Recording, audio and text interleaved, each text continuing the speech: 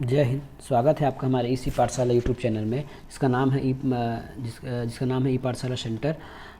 आज का हमारा विषय रहेगा हिंदी व्याकरण, और हिंदी व्याकरण के अंतर्गत हम पढ़ने वाले हैं व्यंजन संधि।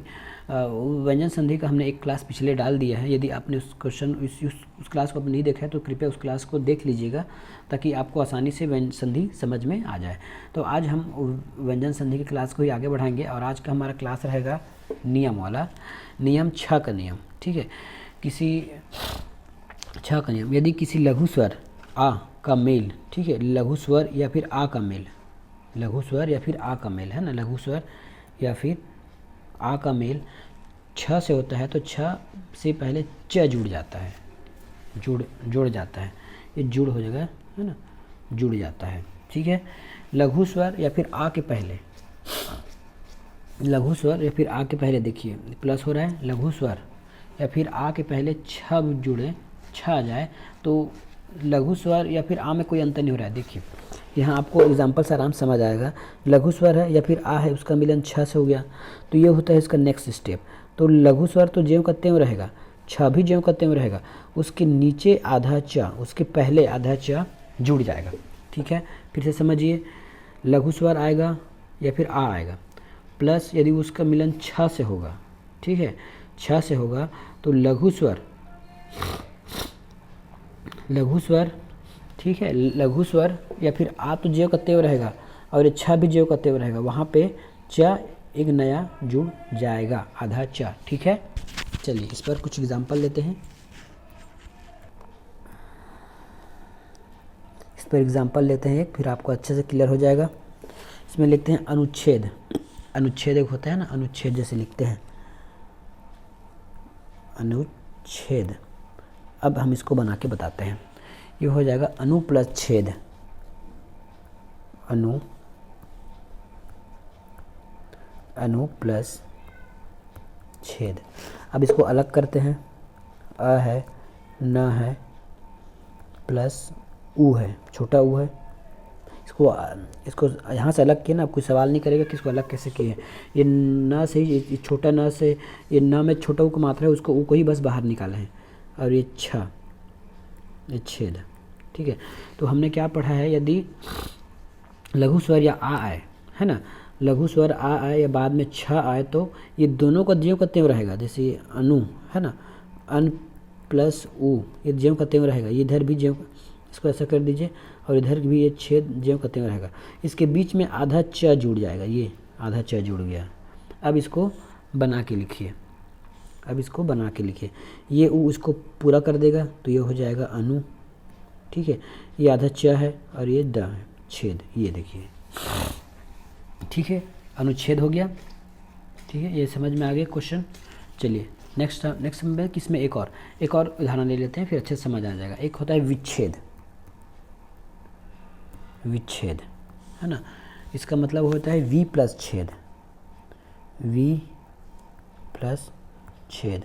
मैं इसको इसलिए तोड़ के बताता हूँ ताकि आपको स्वर पता चल जाए कि कौन सा स्वर है। तो यही आपको डायरेक्ट बता देता हूँ। देखिए वी में छोटा ई की मात्रा है ना, मतलब छोटा ई है, और यहाँ हमने बोला लघु स्वर, तो छोटा ई लघु स्वर है। ठीक है, तो ये हो जाएगा वी प्लस, ये प्लस अभी छोड़ दीजिए, ये छेद। ठीक है, यहाँ पे छ मिल गया तो छ के पहले क्या जुड़ जाएगा, आधा च जुड़ जाएगा। ये देखिए हमने आधा आधा च जोड़ दिया तो ये हो गया वी। ये आधा च है, इसके लिए कोई स्वर नहीं है तो इसको आधा ही लिख दीजिए, और ये छेद हो गया, विच्छेद। ये हो गया आपका आंसर। ठीक है, तो चलते हैं नेक्स्ट नियम की ओर। अब माँ का नियम आता है। ठीक है, अब माँ का नियम, अब माँ का नियम में क्या होता है, यदि माँ का मेल है ना, यदि माँ का मेल क से लेके माँ तक किसी भी व्यंजन से होता है, यदि माँ का मेल क से लेके माँ तक, माँ मतलब पंचमाक्षर होना चाहिए, शायद मैं इसमें वो नहीं लिखा हूँ। यदि माँ का मेल क से लेके माँ तक किसी भी व्यंजन से होता है, माँ का मेल। ठीक है, ठीक तो लिखा हूँ जी, ये माँ का मेल है। यदि इसका मेल क से लेके माँ तक किसी भी, मतलब 25 वर्ण होता है ना, क ख ग घ च छ ज झ य ट ठ ड ढ न त थ द ध म प फ ब भ म, इस प्रकार। याद हो गया, क ख ग घ च छ ज झ य ट ठ ड ढ न त थ द ध न प फ ब भ म। ठीक है, यदि यहाँ तक यदि आपका मेल हो जाता है, यहाँ तक म का किसी से भी मेल हो जाता है, तो जो म है है ना, वो अपने ये म जो है, जैसे अगर क से मिलन हो तो ये यहाँ से यहाँ में आके हो चेंज होगा। यदि किसी उसी वर्ग से मिलन हो तो ये नाक में हो जाएगा, यहाँ में हो जाएगा, ण में हो जाएगा, ण में हो जाएगा और माक में हो जाएगा। ठीक है, इसको जैसे एग्जाम्पल लेंगे तो आपको समझ आ जाएगा। और ये बदलता है, बाकी ये ज्यों का त्यों रहता है। ठीक है, एक एग्जाम्पल लेंगे तो फिर आपको समझ आ जाएगा इसका। हम देखते हैं संकलन या फिर संगति, परंतु जो भी है एक देख लेते हैं। हम एक देखते हैं संचय, देखते हैं संचय, संचय। ठीक है, इसका होता है सम प्लस चय, ये होता है सम प्लस चय। अलग कर देते हैं, सम प्लस चय। अब देखिए ये माँ आधा है ना, ये माँ आधा है। अब हमने क्या कहा था कि माँ होना चाहिए, माँ तो है। अब क से माँ तक होना चाहिए, तो देखिए च क से माँ तक आता कि नहीं आता है, तो क ख ग घ ङ च आ गया, मतलब कटक च में पहले ही में आ गया है। ठीक है, तो अब क्या होगा, अब इसका पांचवा अक्षर क्या होगा, इसका पांचवा अक्षर क्या होगा, इसका पांचवा अक्षर होता है च छ ज झ य, च छ ज झ य होता है ना, च छ ज झ य। तो ये म जो है य में चेंज हो जाएगा, ये जो म है वो य में चेंज हो जाएगा। जैसे होगा स, ठीक है, ये हो गया संचय होगा, तो ये हो जाएगा आपका सन, ये य है ना, प्लस चय। अब इसको मिला के लिखिए तो ये हो जाएगा संचय। इसी को हम इस प्रकार भी लिख सकते हैं, संचय। अब इसको मैंने बिंदी के रूप में क्यों लिखा, आपको इसके लिए वर्तनी की क्लास देखनी होगी, क्योंकि ये क्वेश्चन आ सकता है कि कौन सा बिंदी अम है, कौन सा य है, कौन सा ण है, कौन सा म है। ये आप वर्तनी आप ये वर्तनी देखेंगे क्लास तो ही आपको समझ आ जाएगा। यदि पहले से पता होगा तो अच्छी बात है।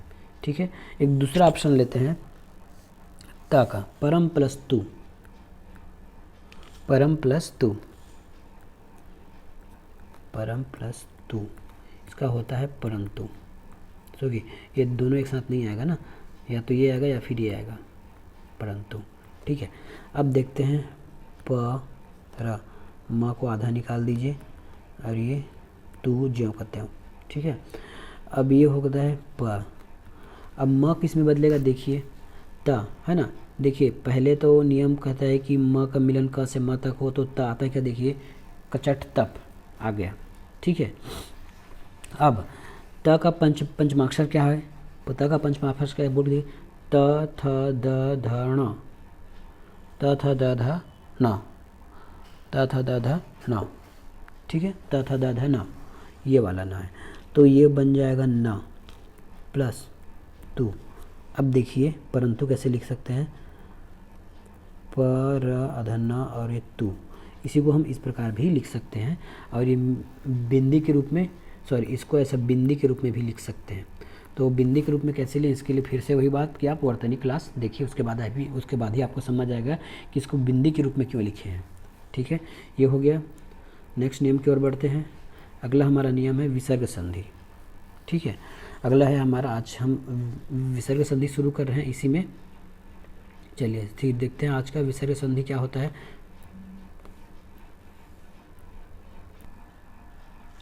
तो आइए अध्ययन करते हैं विसर्ग संधि के समय में।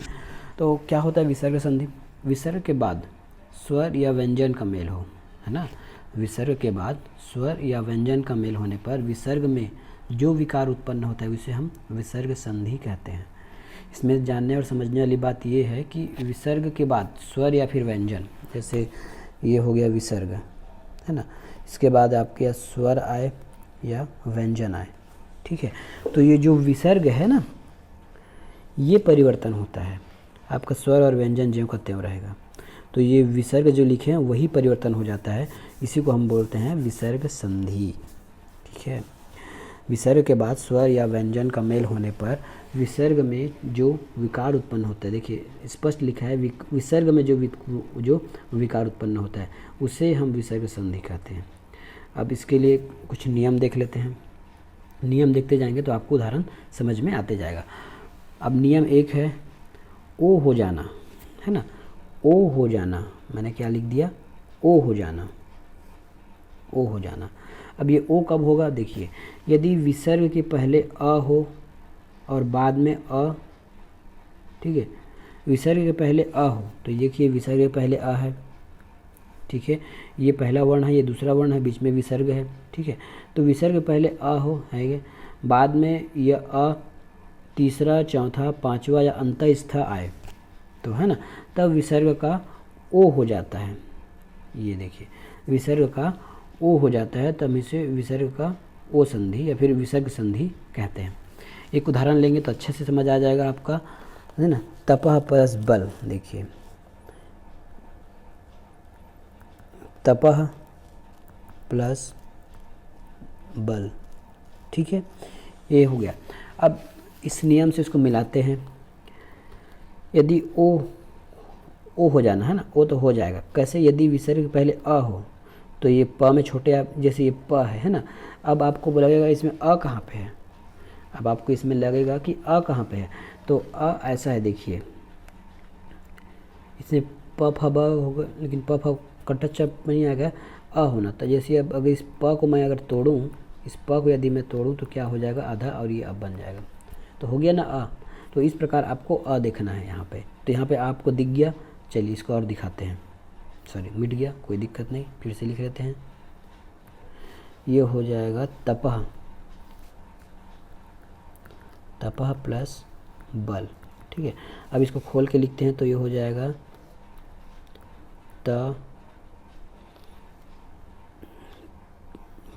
मैं बस खोल के लिख के आपको दिखा रहा हूँ ना, वैसे इसको खोल के लिखने की ज़रूरत नहीं पड़ेगी, मैं बस ये दिखाने के लिए कि इसमें प आया है, ठीक है। ये विसर्ग है और ये आपका बल है, ठीक है। अब क्या बोल रहा है, इस विसर्ग का ओ हो जाएगा, इस विसर्ग का ओ हो जाएगा। तो वापस इसको मैं जोड़ देता हूँ, तप प्लस ओ प्लस बल, बल, ये बल, ठीक है। अब इसको जोड़ के लिखूँगा तो क्या हो जाएगा, त ये ओ इस पो को पूरा करेगा तो ये पो हो जाएगा और ये हो जाएगा बल, तपोबल, ठीक है। समझ में आया। एक और उदाहरण लेते हैं फिर समझ में आ जाएगा। तपोबल हो गया। अब मनहर लिखते हैं, मनह प्लस हर, मनह प्लस हर, ठीक है। फिर से देखते हैं, यदि विसर्ग के पहले आ हो तो इसमें आ है ना, न है, यदि न को मैं तोड़ के लिखूँ तो कैसे लिख सकता हूँ, न प्लस आ, ठीक है। तो इसमें आ है, पता चल गया। अब बाद में अगर आ आए, आ तो नहीं आया है, पहला तीसरा चौथा है तो, या फिर पहले से चौथा मतलब हा तो आ गया है ना, अंतस्थ आ गया, हा, मनोहर, मनोधन हर, मनोहर, ठीक है। तो इस विसर्ग का ओ हो जाएगा, तो देखिए मन प्लस ओ प्लस हर, तो ये ओ इसको पूरा करेगा तो ये हो जाएगा मनोहर, ठीक है। ये समझ में आया। चलिए आगे बता देते हैं। इसमें कुछ अपवाद भी हैं। अपवाद ये है कि पुनः और अतः में विसर्ग र हो जाता है। इसमें एक अपवाद है, यदि आपके पास अगर पुनः आए, है ना, पुनः आए और यदि अंतः आए, है ना, तो इस विसर्ग का र हो जाता है। हमने अभी तक पढ़ा है कि विसर्ग का ओ हो जाता है, लेकिन एक अपवाद बस दो ही चीज़ है कि पुनः और अंतः में यदि विसर्ग के, यदि इस प्रकार हो पुनः या अतः है तो इस विसर्ग का र हो जाता है, ठीक है। एक उदाहरण इसका ले लेते हैं, जैसे पुनः प्लस मुद्रण है या फिर पुनर्जन्म है, पुनः प्लस जन्म, तो इस नियम को फिलहाल फॉलो नहीं करेगा, बस पुनः और अंत के लिए। तो ये हो जाएगा, सॉरी,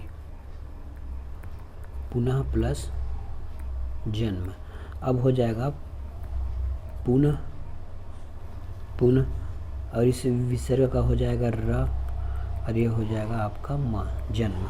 तो इसको हम कैसे लिख सकते हैं, पुनर्जन्म, पुनर्जन्म। अब देखिए ये पूर्ण आपस में एक स्वयं में पूर्ण है, ठीक है। इसके लिए कोई स्वर की आवश्यकता नहीं है, ये जन्म भी कोई स्वर की आवश्यकता नहीं, लेकिन ये र जो है आधा है। अब आधा र को कैसे लिखते हैं आपको पता है, फिर से आप जाइए वर्तनी में, मैंने पढ़ाया है कि आधा र को कैसे लिखते हैं, है ना। आप उसको वहीं जाके बताइए, मैं यहाँ नहीं बताऊँगा। तो पूर्ण जन्म को कैसे लिखें, जब र आधा रहता है ना, र आधा रहता है तो वो इस साइड के जो व्यंजन रहता है उसके ऊपर चढ़ जाता है, जैसे ये हो जाएगा, ये इस प्रकार पुनर्जन्म। ठीक है, चलिए चलते हैं नेक्स्ट संधि की ओर, नेक्स्ट नियम की ओर। टाइमिंग देख लीजिए, टाइमिंग है, एक करते हैं फिर बाद में स्किप करेंगे। दूसरा नियम हमारा कहता है यदि नियम नंबर 2 है विसर्ग का र हो जाता है, हमने वहाँ पुनः में र देखा था, ये अलग र है। ठीक है, यदि विसर्ग पहले आ, ये देखिए विसर्ग पहले आ या फिर इसके अतिरिक्त सर आ के अतिरिक्त, है ना, आ को छोड़कर कोई अन्य स्वर हो, आ नहीं होना चाहिए, आ नहीं होना चाहिए। ठीक है, छोड़कर अन्य स्वर हो और बाद में इस इधर विसर्ग के बाद आ उ आ पहले का आ, है ना, बाद में आ उ आ पहला तीसरा चौथा वर्ण। ठीक है, अंतः स्थान हो, बाद में आ उ आ तीसरा वर्ण पांचवा और अंतः स्थान हो तो विसर्ग का र हो जाता है। फिर से पढ़िए नियम को, यदि विसर्ग के पहले आ को छोड़कर कोई अन्य स्वर, व्यंजन नहीं कोई अन्य स्वर हो, है ना, तो बाद में आ उ आ या पहला तीसरा वर्ण हो तो विसर्ग का र हो जाता है। ठीक है, चलिए एक आध एग्जाम्पल देखते हैं, फिर समझ में आ जाएगा। यहाँ पे ये ऊ भी होगा और बड़ा ऊ भी होगा। ठीक है, आ आने पर तो ये है जैसे निधन आशा, निधन आशा, निधन आशा, यह है आपका नि प्लस आशा। अब नियम से मिलाइए, यदि विसर्ग पहले आ को छोड़कर, देखिए आ को छोड़कर छोटे ई है, ठीक है, और बाद में आ उ आ है, उ तीसरा चौथा वर्ण आए तो विसर्ग का र हो जाता है। ये जो विसर्ग है ना इसका र हो जाता है। तो चलिए करते हैं, नी प्लस र प्लस आशा। ठीक है, अब देखिए ये इसको नी का तो ज्यों का त्यों लिख देंगे हम। अब इस ये आधा रहा है, इसको पूरा करने के लिए स्वर आ गया ना ईश्वर, तो ये हो जाएगा निराशा, पूरा मिला के लिख दिए तो ये हो जाएगा निराशा। ठीक है, ये पता चला। नेक्स्ट एग्जाम्पल इसी में देख ले हैं, नेक्स्ट एग्जाम्पल इसी में और एक देख लेते हैं, ये होगा दुरुपयोग, निर्जन, निर्जन, बहुत सारे हैं, निर्जन है, दुरुपयोग है, निर्धारण है ना। दुरुपयोग देखते हैं, बहुत आप लोग बहुत दुरुपयोग करते हो किसी भी चीज़ का, तो दुरुपयोग देख लेते हैं। उपयोग, उपयोग। ठीक है, यहाँ पे ऊ रहेगा और बड़ा ऊ भी रहेगा। ठीक है, फिर से नियम देखिए, यदि विसर्ग के पहले आ को छोड़कर ऊ है, छोटा ऊ आ गया ना, यदि इसको दो, यदि ये दू है, अगर इसको बदलूंगा तो कैसा होगा, दू प्लस ऊ होगा ना, इस प्रकार अलग करके देखना पड़ेगा। तो ऊ आ गया तो आ के बदले कोई अन्य स्वर आना चाहिए था, तो ऊ आ गया, तो ठीक है, प्लस ऊ या तीसरा चौथा हो तो वो र हो जाता है। तो इस विसर्ग को हम र में बदलना है, तो दू प्लस र प्लस उपयोग। अब कैसे होगा देखिए, ये हो गया दू और ये ऊ है ना, ये ऊ है। अब इस ऊ इस र को आएगा तो ये हो जाएगा छोटा रू और ये हो जाएगा प्रयोग, तो हो गया ना दुरुपयोग। ठीक है, चलिए देखते हैं नेक्स्ट नियम क्या है। नेक्स्ट नियम अब अगले वीडियो में देखेंगे, तब तक के लिए धन्यवाद। चैनल अच्छा लगा हो तो वीडियो को लाइक कीजिए, चैनल को सब्सक्राइब कीजिए यदि अच्छा लगा हो तो। ठीक है, चलिए मिलेंगे नेक्स्ट।